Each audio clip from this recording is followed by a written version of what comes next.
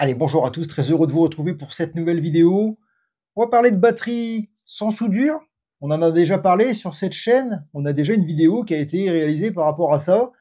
Je vous avais montré, si vous vous souvenez, pour ceux qui suivent la chaîne, comment faire des petites batteries comme celle-ci, sans soudure, avec des boîtiers de chez Eltech BMS, ici en 21700, ici en 18650. Le problème qu'on avait rencontré avec ces petits boîtiers, qui peuvent être par 6 ou par 8, eh ben, c'est de les accrocher ensemble pour pouvoir faire des batteries plus grosses, par exemple, faire une 10S, par exemple, mettre plusieurs blocs de 1850 accrochés ensemble. Eh ben oui, mais ça marche pas parce qu'on n'a pas les petites barrettes de pontage qui permettent d'accorder les groupes ensemble.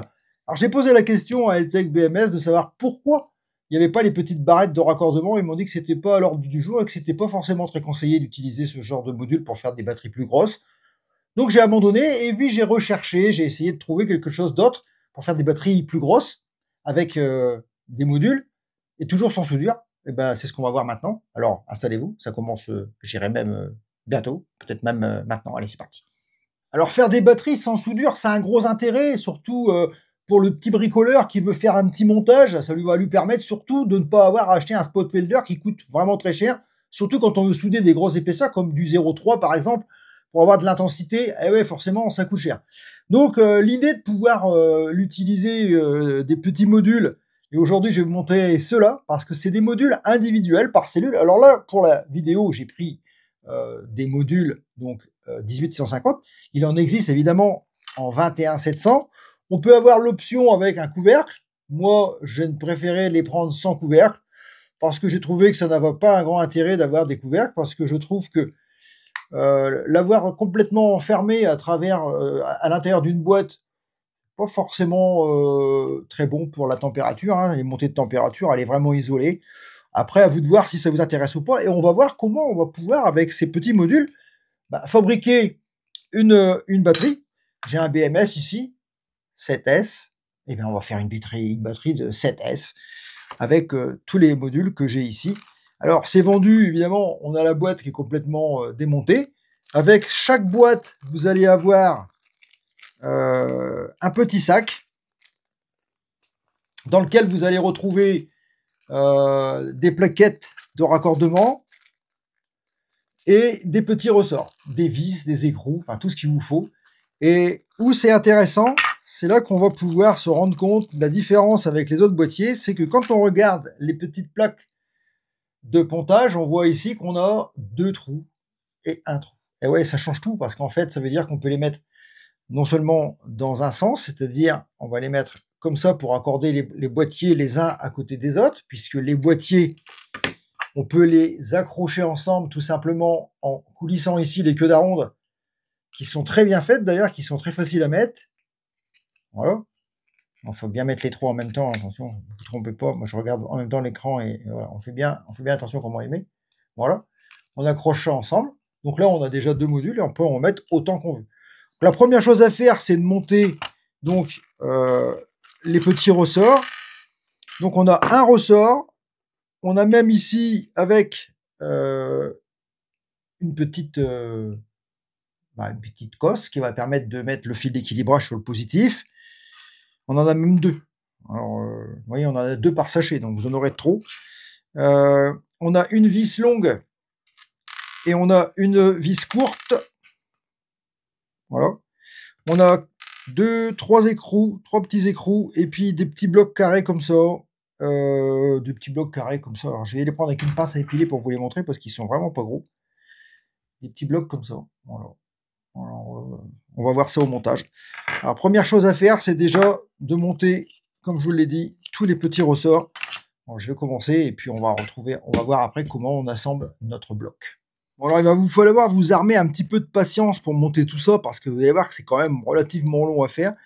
Donc la vis longue, on la met forcément du côté ressort. Ensuite, on va aller mettre ici la vis à l'intérieur du trou qui est prévu pour ça. Et on va y mettre un petit écrou.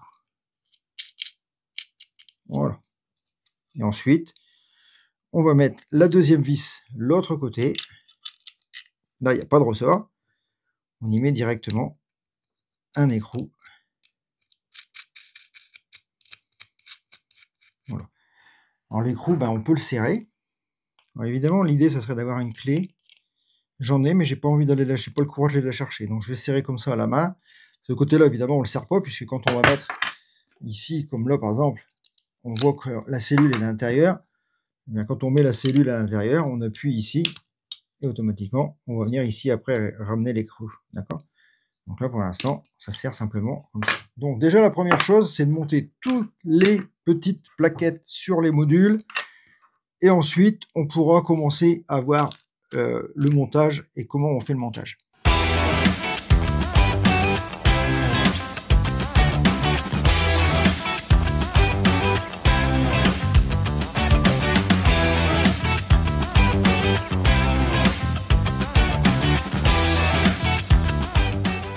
Donc 14 cellules, 7 en série et 2 groupes en parallèle. Ce qu'on peut remarquer, et ce qui est vraiment très important, c'est que tout est en laiton. Il n'y a rien qui s'aimante. Bon, évidemment, à part... non, même pas. Non, il n'y a rien qui... Enfin, ça s'aimante quand même. Ouais, j'allais dire qu'il n'y a rien, mais si. Ça, c'est légèrement aimanté. Par contre, les plaques là, c'est pas aimanté. Donc, c'est bien du laiton. Donc, c'est une bonne conduction. C'est donné à 25 ampères les points de contact. Donc, c'est déjà énorme. Donc, 25 ampères, si vous faites... en exemple, j'en ai deux qui sont à l'envers là, non? Comme ça. Attends, ça va comme ça, parce qu'il faut les mettre tous dans le même sens, c'est mieux. Donc là, déjà, c'est pas mal. Mais là, j'ai l'impression que là, j'en ai mis à l'envers. Ça, c'est à l'envers. Assembler ces modules-là, et puis on va commencer à concevoir la batterie. Donc, ce que je vous disais, c'était cette histoire de laiton qui a une bonne conduction, 25 ampères de point de contact. Maintenant, l'idée, c'est de les assembler. Donc, pour les assembler, ben, c'est simple. Hein. Il suffit simplement, comme je vous avais dit tout à l'heure, c'est de glisser ici les queues d'aronde, les trois en face. Pam. Et on va faire notre montage par 7. Alors, là, il n'y a vraiment rien de compliqué. Hein. Alors, ça prend un peu de temps de monter les petites vis, mais bon, c'est pas non plus catastrophique. Alors, ça a un coût, hein, forcément, ça coûte un peu cher. Bon, comptez dans les 45 balles là, pour faire une 7S, 1, 2, 3, 4, 5, 6, 7, voilà. Pour faire une 7S 2P, non, un peu moins, parce que, quoique, si, ça vaut quand même... c'est pas donné, mais bon, par rapport à l'achat d'un spot welder, je vous dis tout de suite que vous êtes complètement gagnant. Il y a celui-là qui est à l'envers, c'est sûr. Voilà. Il faut mettre les ressorts du même côté. Ça, c'est important. On le verra après dans la construction. Pourquoi il faut mettre les modules du même côté? Parce que vous allez voir que quand on va mettre les cellules, la problématique, c'est les vis qui dépassent. Et ça c'est... Bah là, c'est à l'envers, donc ça, c'est pas bon. Voilà, on a nos deux séries qui vont être montées l'un sur l'autre. Alors, on va préparer des cellules, et après, on va pouvoir voir comment on va faire l'assemblage. Alors, des cellules, en voici. Cellules neuves.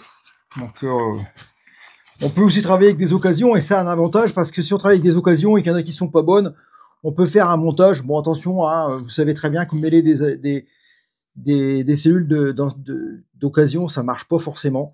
Donc, on commence comme on veut. Hein. On va dire qu'on commence comme ça.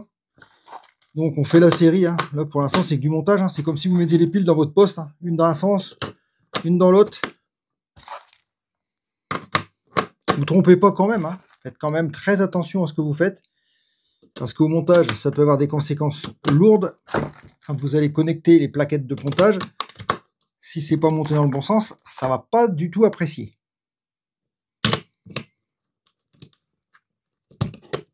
Voilà.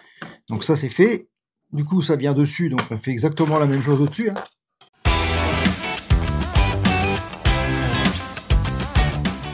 Alors moi, si je peux vous donner un conseil de Mac Aventure, prenez-le comme vous voulez.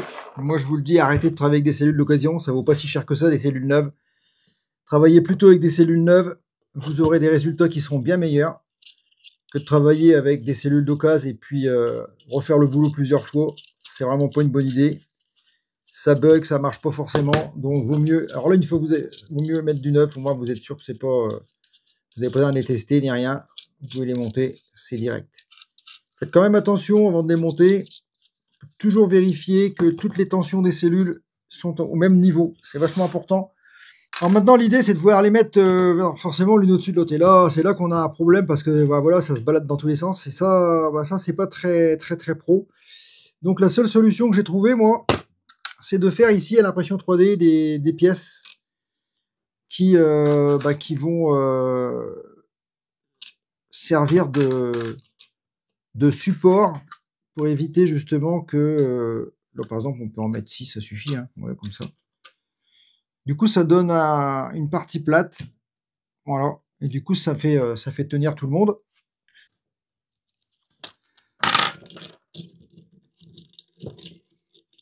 Voilà. Donc là, à ce niveau-là, on place bien les pièces 3D. Voilà. Et on n'a plus qu'à poser le module bien au centre, au-dessus. Déjà là, on voit que ça bouge plus, à part comme ça. Mais déjà, dans ce sens-là, on est bloqué. Donc déjà, c'est un gros travail de fait. Maintenant que ceci est fait, avant de continuer, je tiens à vous montrer quand même quelque chose. Voilà, j'ai préparé ici donc une plaquette qui est vendue avec les boîtiers et une bande de nickel pur en 0,3 d'épaisseur. Je vais juste vous montrer que, en fait, au niveau de la résistance, on va le voir sur l'appareil, hop, donc là j'ai pris la plaquette au niveau des trous. Voilà, on a une résistance de 0,620, 24, ça bouge un peu, 20. Voilà, 0,620, d'accord? Maintenant, si on prend notre bande de nickel avec la même largeur, puisqu'entre les deux traits, c'est exactement la largeur des trous, donc je pince ici, et je vais pincer au deuxième trait, exactement la même largeur que la bande de laiton. Voilà. Voilà, 0,600. Donc vous voyez, on a vraiment une bonne, même en dessous de 500, en dessous de 600, donc on a vraiment une résistance très intéressante. Ça équivaut à du 0,3, donc on peut vraiment passer un gros courant à l'intérieur sans aucun problème. Alors pour continuer ça, on va bloquer ça avec un adhésif température pour éviter que tout ça bouge, et on va pouvoir après régler le montage, c'est-à-dire monter les bandes de nickel, enfin les petites bandes de laiton à leurs bons endroits. Voilà, comme ça notre bloc il est monté, on n'a plus qu'à faire notre assemblage maintenant. Donc pour faire l'assemblage, on voit bien qu'ici on a négatif, positif, négatif, positif, négatif, positif, négatif, positif. Donc là déjà on peut connecter ces deux-là ensemble sans problème. Voilà, donc du coup on voit qu'on va dans le deuxième trou. C'est-à-dire un trou d'un côté, deuxième trou de l'autre.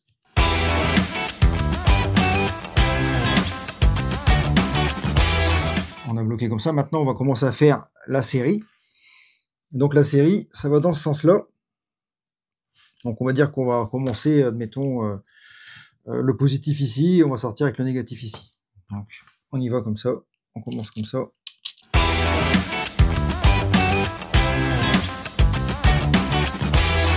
On va mettre les petites cosses pour les fils d'équilibrage, donc sur les positifs. Et maintenant, on n'a plus qu'à mettre des petits écrous partout. Alors du coup, les écrous, je sais pas s'il y en a assez pour en mettre partout. Je crois que d'un côté, ils mettent des carrés. Je sais pas pourquoi ils ont mis ce système de carrés. J'arrive pas bien à comprendre l'idée. Mais bon, on va mettre des petits carrés. De toute façon, ça ne change pas grand-chose. L'idée, c'est que ça soit bien serré. Voilà, quand on les a tous mis, on va les serrer, mais sauf ceux qui a la patte, hein, parce qu'on aura besoin de les tourner après. Voilà, donc un côté qui est fait. Maintenant, on fait l'autre côté. On ne se trompe pas, on fait très attention à ce qu'on va faire l'autre côté. Parce que là, on voit que ici, donc on sait que là, ça va être le positif. Donc, attention, si vous mettez quelque chose ici, ça va flasher. Donc là, on met bien... Alors on va déjà j'aurais dû commencer par mettre... Alors donc là, on met ici.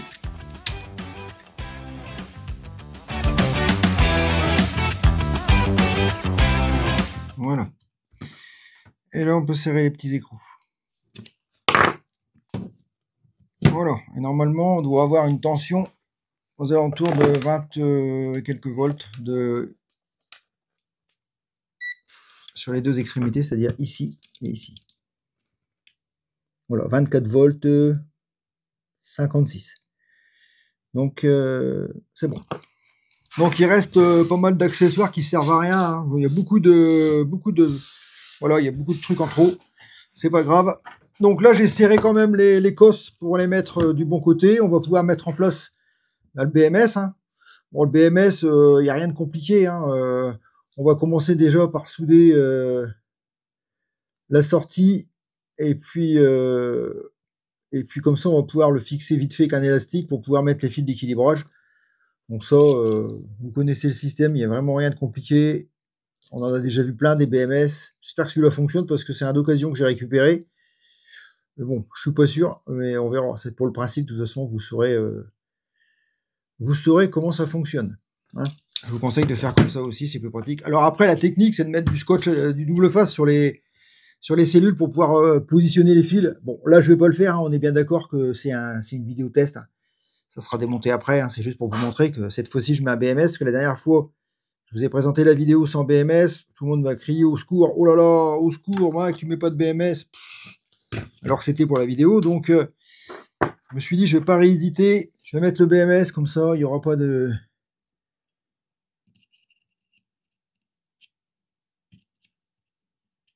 Comme ça, on pourra pas me dire que j'ai pas mis le BMS.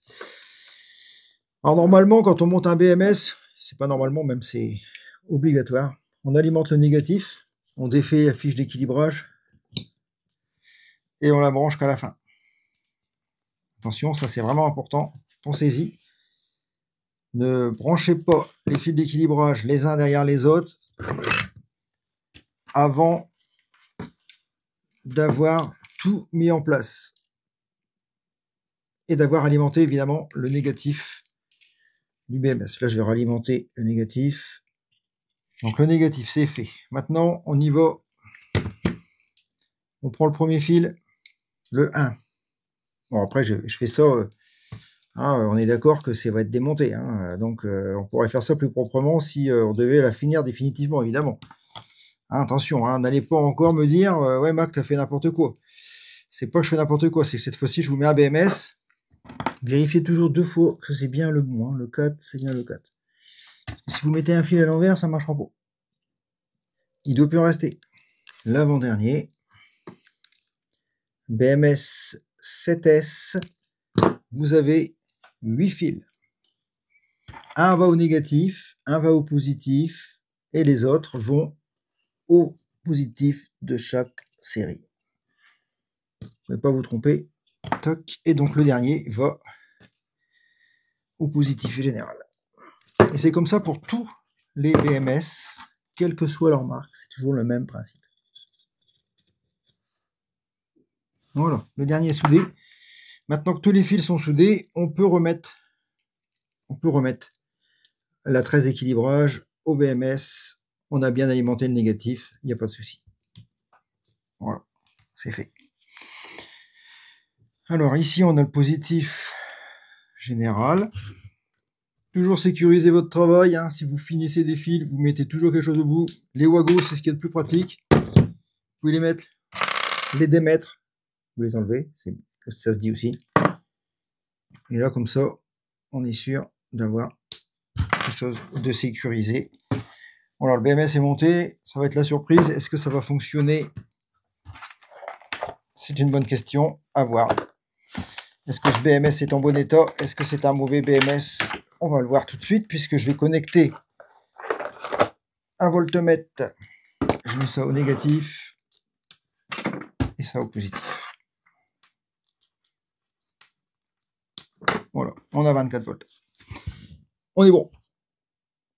Voilà, donc là la batterie est complètement terminée, on peut la charger, la décharger, c'est un PMS port commun, on charge et on décharge par le même port.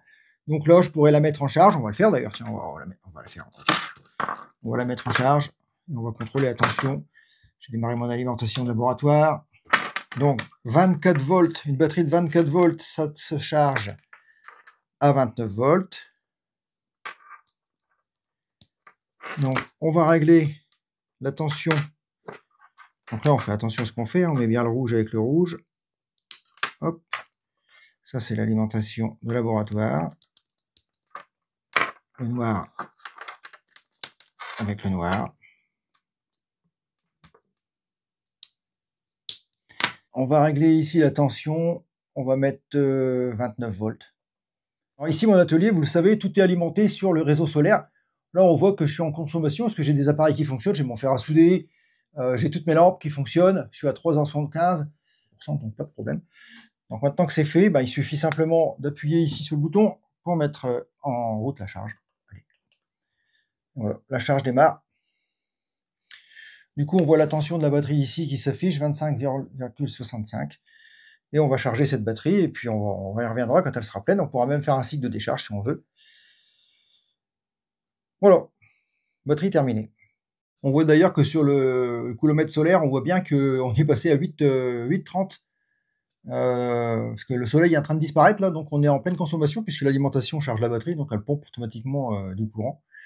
Mais ça fonctionne, je suis complètement autonome. Et bien voilà, hein, c'est fini. Alors évidemment, on va pas la laisser comme ça, hein. Il faut l'envelopper. Alors c'est vrai que c'est pas facile à envelopper parce que ici on a forcément tous les petits boulons. Alors je vous conseille de mettre une plaque de bakélite ici, de chaque côté. Hein, une plaque de bakélite, et puis l'envelopper carrément avec une bande thermorétractable, une bande d'abord autour et puis une bande dans l'autre sens. Et puis vous avez une batterie complètement terminée. Hein. Je pourrais le faire, mais bon, je ne vais pas gaspiller de la bande thermorétractable juste pour vous montrer comment on la met. Vous savez comment ça se met. La plaque bakélite, vous en trouvez partout sur AliExpress, donc c'est pas compliqué à trouver. Vous la découpez à la dimension, vous la mettez sur les pointes puis vous n'avez plus qu'à fermer. Hein. Oui, c'est vraiment très simple. Voilà, on a fait le test. Hein. Alors si ces petits modules vous intéressent, eh bien, je vous invite à aller jeter un œil sur le site d'AliExpress, sur le site même de Eltech BMS, pour aller acheter ces modules. Moi, je trouve ça efficace. Maintenant, il faudrait tester en activité. Hein. Je vais pouvoir peut-être faire une série de tests, tirer dessus à une puissance pour voir un peu si les contacts chauffent. On va le faire, tiens. Ouais, c'est une bonne idée. Je vais essayer quand même. On va pas se quitter tout de suite et je vais faire un test de... je vais la charger, puis après je vais tirer au DL24 à pleine puissance, puis à la caméra thermique, on regardera ce qui se passe. Ouais, c'est une bonne idée ça. Allez, on se retrouve juste après. Alors j'ai mis la batterie en charge, on voit bien ici à 3 ampères. Elle est à 29, donc elle va plus tarder à couper. Le BMS va bientôt ralentir la charge. J'ai installé la caméra thermique, et là on voit qu'elle est bien chaude, hein, 30 degrés. Bon, c'est tout à fait normal, hein, une batterie qui charge chauffe toujours plus ou moins. On voit bien qu'il y a les cellules qui sont aux extrémités sont toujours plus chaudes que les autres, ce qui est normal. Par contre, ce qu'on remarque, on voit pas de différence notable au niveau des barres de pontage. Hein. Les barres de pontage sont de couleur claire, donc sont pas forcément très chaudes. On va vérifier l'autre côté. Voilà. Ah, ici, on a des petits points de contact qui auront tendance à chauffer un peu, peut-être. Non, c'est les cellules derrière. 31 degrés, donc c'est une température tout à fait normale pour une batterie qui charge. Hein. Surtout à 3 ampères sur une 2P, on a quand même ces petites batteries, donc ça chauffe plus vite qu'une plus grosse. Donc ce ne sera pas la peine de la passer au DL24. On voit bien que ça marche, quoi. Il n'y a pas de souci, pas de problème particulier au niveau de la charge à 3 ampères. On voit bien que la charge, ça y est, hein, BMS commence à couper. Une alimentation, c'est pas comme un chargeur. Donc là, la charge est arrivée à 29 volts, donc on a demandé 29, ça arrive à 29, ça va forcément couper. Je vais arrêter la vidéo maintenant, puisque ça y est, c'est fait. Notre petite batterie de 24 volts, donc 7S 2P, montée avec des blocs de raccordement sans soudure de chez Eltech BMS, est terminée. Évidemment, il resterait l'emballage, on en a parlé, on va pas le faire, vous saurez le faire vous-même. Faites attention, bien monter les fils d'équilibrage, bien mieux que sur cette vidéo, c'était juste une histoire de montage. La température, on voit que rien n'est chaud, excessivement chaud, hein, 30 degrés pour une batterie, c'est tout à fait normal quand elle chauffe, elle peut monter beaucoup plus que ça. Hein. Moi, j'ai les batteries de vélo, quand je les charge, ils montent à 58, 59 degrés, j'ai fait des coupures à 60, donc il n'y a aucun problème là-dessus. Donc là, on est très bien. Voilà, un petit module sympathique, hein, facile à réaliser. On aurait pu très bien faire, je sais pas moi, par exemple, une 10S 4P, hein, il suffit d'acheter plus de blocs, hein, évidemment. Plus vous aurez de blocs, plus vous irez loin. Gros avantage de ça, c'est que les cellules ne sont pas soudées, pas besoin de spot welder, vous pouvez les changer, c'est facile quoi. c'est réutilisable à volonté. Et ça, c'est vraiment incroyable.